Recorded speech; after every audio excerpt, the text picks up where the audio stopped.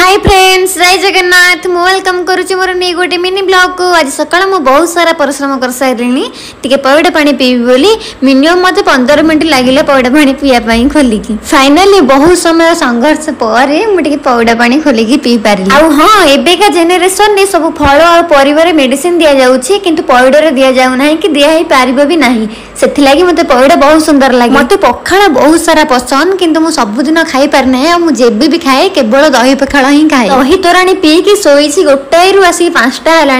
Evening my घर को पलि आसलु देखापी मामू नहीं क्या मामू नहीं पूरा चुट्टी सबुत कटा मुझे गोटे फ्लिपकार्ट रू ऑर्डर करी चप्पल बहुत सुंदर आसी। आपन दरकार तेल ऊपर लिंक अच्छी क्लिक कर ऑर्डर करेंगे। मोर यूट्यूब वीडियो पर मुझे बैगण छाणुली केमी देखा जाऊँगी मत निहाती कमेंट जनइबे। राति में रुटी सहित छतु बेसर खाई देखिपे मामुनी कि अवस्था कर सब चप्पल फपल छिड़े कि रखेनी। आपण मैंने भिडियो भल लगी निहाती लाइक करेंगे।